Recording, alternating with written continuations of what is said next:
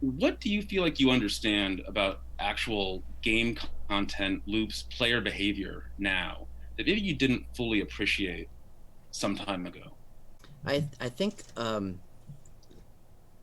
the power of being able to share those experiences with other people um, sort of has become, something that we think is core to the experience that we try to make. Yeah. So um, the meaning Wow. kind of comes from the being able to share those experiences. I remember when we were working on World of Holy. Warcraft, um, one of the things I was amazed about was um, the initial popularity of that game.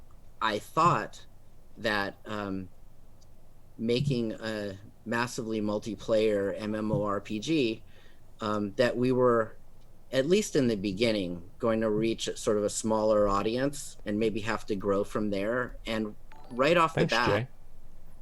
like the curve just was a lot steeper than I ever imagined. And Yeah, I didn't. my takeaway from that I think that like WoW, they originally thought that WoW was only going to hit like 500,000 players. Like that was their projected number of what they wanted. And it's actually crazy for him to see and like say this. Like it's really, really crazy.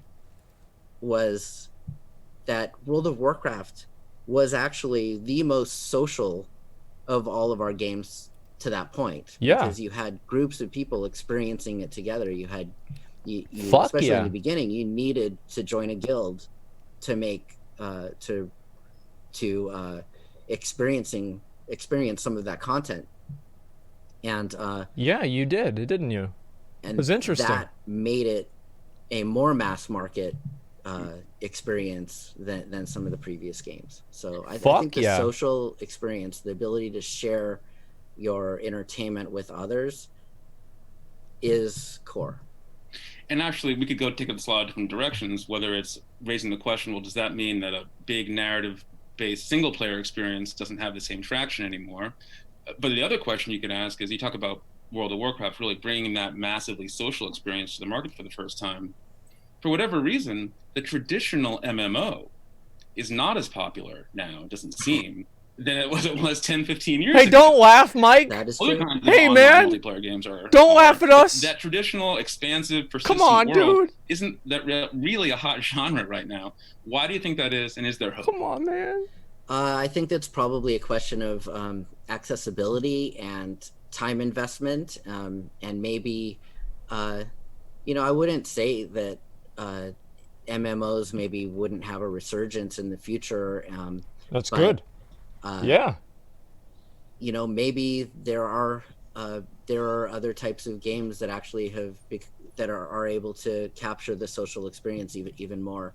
And I would also just observe that as World of Warcraft evolved over the years, it actually kind of became less social, because in an effort to achieve more accessibility, we kind of removed some of the reasons why you needed to play with the same group of Yeah. people over and over.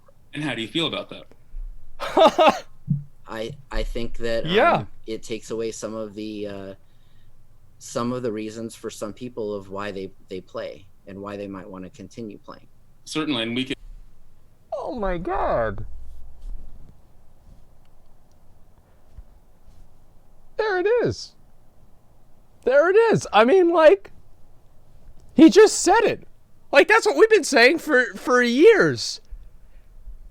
And then he left? Well, no, it's like, obviously, if he knows it, everybody else at the company knows it too. It's not like this is some kind of hidden knowledge that only he has. Like, it's so crazy to hear him say this. Like, I was thinking about this like 2 minutes ago whenever I was listening to the interview, right? Like, all the way back to 2 minutes ago. This is the guy that made games that I played when I was a kid, man. This was the fucking dude right here. I don't know why. It's just like, it like kind of hit me. I was like, what the fuck? It's actually, there he is. There's the guy. Like, I grew up playing this guy's games. Right here. obviously go really deep on this one. As someone, I've been playing World of Warcraft since the launch, and this is not just World of Warcraft. There's lots of games as well have this real question of accessibility versus Wait. aspirational qualities and content. And so, Is the interviewer based too? But that's probably a little bit Wait, beyond what? the scope of this conversation. This is great. No, but I do think that Oh my God. the holy grail is to kind of capture that easy to learn, difficult to master, sort of shallow learning curve accessibility that gets people to a place where they have a deep engagement with content and an ability to share it with other people. But you know, it's interesting though. I mean, the hardest part for a lot of people isn't actually learning the games themselves; it's the social organization, right? Right. I mean, and that's what we've seen World of Warcraft go from 40-person raids to 25 and lower. He knows. I just wrote about a game coming from a company where they actually, in testing, they had 8-person teams, and they brought the game down to 3- and 4-person teams. Not because the gameplay was necessarily better, because they were hearing from their testers, it's just a pain to organize 8 people as opposed to 2 people. And so now we feel a lot of games, you know, aren't the social organization of having to organize dozens of people or lots of people to work together. It's sort of an out-of-game meta hurdle. How do we handle that? You know, I don't know if you need to handle it. I think it's a real thing that it's just a lot easier to get a smaller group of people together. Yeah, it's true. I mean, you talk about, that's all there's to it. We talk about World of Warcraft, and you know, since leaving, you know, obviously one of the most important assets that you built at Blizzard was your community, and not just the community on its own, but the relationship between the company and the community. And when we look, you know, there's plenty of video game developers that gamers love to hate, and a much smaller number of video game companies that gamers love to love. And Blizzard is both. Was really always at the top of that list, and you built some. The Blizzard's at the top of both of those lists. Okay, let's be honest. People love to hate Blizzard, and they love to hate Blizzard. And they love to love Blizzard. All right, and you have to think about that. Yeah, they're at the top of both lists. Like, but you do have to say, like, what he's saying is actually very, very true. Is how many other developers? Yeah, how many other developers have a convention just for people to go all the way around the world to come to one place in California and celebrate their games? Very few. But Blizzard has had it for over a fucking decade.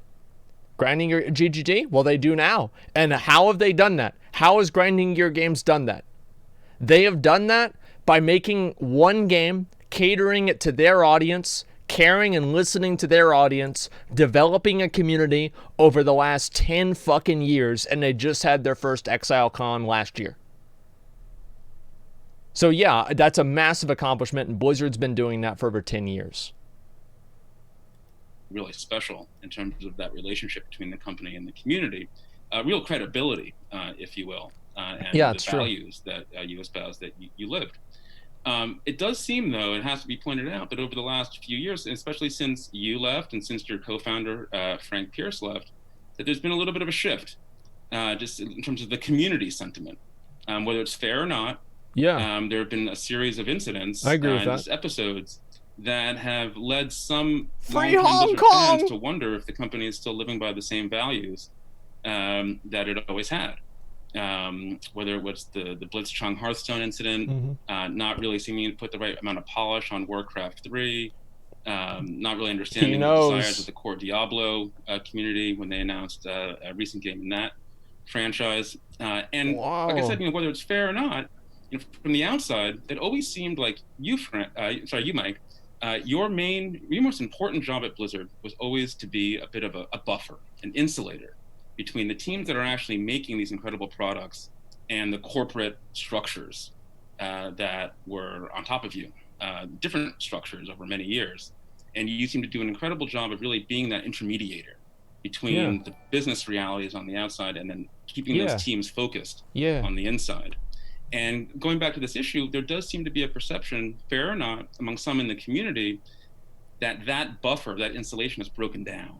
And that Blizzard maybe has lost a little bit of some of the things that made it special over the years, especially in terms of its relationship with its corporate owners, Activision. Can you imagine, dude, this interviewer, man? This guy's a god. This guy is a fucking god. He's going in. In general, you know, what can you say about your feelings about what's going on? This guy's played WoW since launch. He's been waiting to ask this question for 10 years. So, well, first of all, thanks for the kind comments about sort of blizzard of past as I was running it. I will say that we had our fair share of ups and downs along the way as well, and had our fair share of kind of missteps where our community let us know very directly and critically that they didn't necessarily agree with certain things that we were doing, and we tried our best to listen to that feedback and adjust course as necessary. It's actually true, and like I think an example of this, I do think that now that social media is like more popular, and I'll have a longer form conversation about this after the video, but I do want to give you guys an example, just so nobody's thinking that Mike's talking bullshit here, is you guys remember whenever they wanted everybody to use their real name on the forums, and then everybody went ape shit about it, and they ended up going back on that. So like what he's saying is actually true. We'll say that I have a lot of friends that are still at Blizzard, and I know they're doing their best to try to navigate things in a way. I know they care about the games and the community a great deal, and I know they'll try to continue making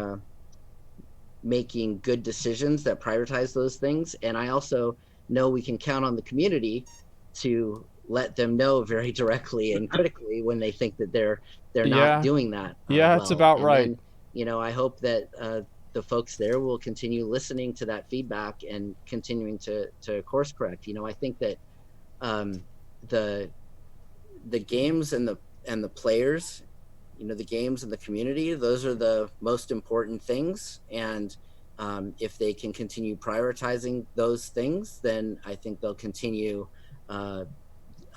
doing right by the players. And the players need to let them know when they don't think they are. Just looking forward a little bit in terms of some of the trends in the industry and how they affect that relationship between companies and players. Let's talk about monetization just briefly. So many of those models that used to be dominant have gone away. No way seem to be going away, right? To a certain extent. The $60 package game hasn't going away, but is less prominent than it was. The $15 a month subscription game is less prominent than it used to be. It's also very true. Both of those models had something in common, though, which were that as a user, you paid a certain amount of money and you got access to all the content. Now that is not really that popular. Now we see all kinds of different live service models, microtransactions, and so forth. Yeah. Do you wonder ever about how the monetization of games actually affects or perhaps even undermines the actual gameplay experience of them? Well, yeah, that's something that we think about a lot, and I think it's a good question. Content creators, game developers, real good question. Really do and should think about a lot. So, I wouldn't say that sort of purchase once and get access to content or even subscription. I wouldn't characterize those things as going away, because I think I do see that represented, across the board, not just in gaming, but in other things as well. It's less common though. And I don't think they're going to go away. I think those are still viable models that are appropriate for certain types of experiences. But I think it's awesome that we have this sort of toolkit of other types of monetization options as well, with different types of microtransactions and different ways to sell the content. And what that does is it opens up viability of lots of different types of offerings that maybe wouldn't fit cleanly into a single purchase or a subscription. What he's saying here is that having microtransactions gives them enough money to develop more content. I think that when you're choosing a model to wrap around an experience, you have to think about just explaining what he's saying. Whether that model serves the experience and the content that you want to create, because it does put different types of pressures on the designers and the creators in terms of what cadence of content they'll need to be creating, how you measure the success of your product. It pushes you in different directions, and so you want to make sure that. That's one thing that I'm kind of worried about with WoW, is that how does Blizzard measure the success of WoW? Because I've said before that they don't measure the success of the game based off of how many subscribers it has. So like, what's the metric? How much money it makes? So they bring out a Stormount and now the game's doing better? How does that make sense? Like, I don't know. Like, I worry a lot about the way that Blizzard evaluates the success of the game. Player engagement? Yeah, but player engagement is not the same as player enjoyment. Everybody did their Garrison dailies, and everybody hated Garrisons. Or at least, like, most of the people that did Garrison dailies didn't necessarily enjoy them. That's what I worry about a lot, is that I think that they're using broken metrics. That's straight up what it is. They're using broken and disconnected metrics. What the game needs to be great is consistent with what types of pressures you're going to be under in serving a particular business model. Exactly and that feeds what into I'm saying. My last major question. The monetization feeds into the questions of distribution and the business models. You mentioned at the top of the talk how smaller developers now have different kinds of opportunities available in terms of their relationships with publishers and distribution. Just talk a little bit about what you see there in terms of what's important going forward. Well, I think that right now you have a lot more options. If you're starting up a new project or a new company, you have a lot more options in terms of how you can get that funded. Where it used to be that really you had to go to one of the big publishers and advance on royalties or something like that. Nowadays, there's just a lot more interest from investors and venture funds and large strategic companies that may want to back your project. And so I think that that's just all around good for the industry and for the indie development scene. And I think it will unless you're Star Citizen, more creativity and more innovation. If you think about it, like, our industry is full of dreamers that want to focus on creating great, awesome content, and they're not necessarily that interested in focusing on all of the business. That's side, why we loved you, Mike, and logistical side of what it takes to actually fund and operate a big company. They just want to make great games, and I think that now they have more avenues to do that than they did before. And I think the industry kind of needs to evolve to give those folks a safe haven where they can, focus on taking risks and doing things that haven't been done before, and then iterate in a safe way during their development to come up with great things. Damn, that's ultimately, a really good thing to say. Going to be good for us gamers. Mike, this has been wonderful. We're short on time. We're going to have to wrap it up here. I know that everyone watching is waiting with bated breath to find out what you're going to do next. Yes, and we we're are. looking forward to finding out about that. And with that, thank you again, and we'll see if we can fit in a question or two. Okay. Thanks a lot, Seth. I appreciate it. It's great to see real journalism. That's a motherfucking professional journalist right there, dude. Like, holy shit. Like, those were some real questions. Those were some real motherfucking questions. Yeah, let's get some claps in chat for that one.